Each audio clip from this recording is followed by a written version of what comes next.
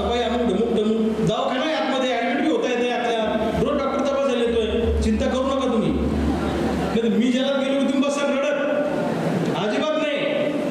मी तुरुंगात जर गेलो चुकून तर तुमची जबाबदारी 10 पटीने वाढणार आहे, ही गोष्ट डोक्यात ठेवा.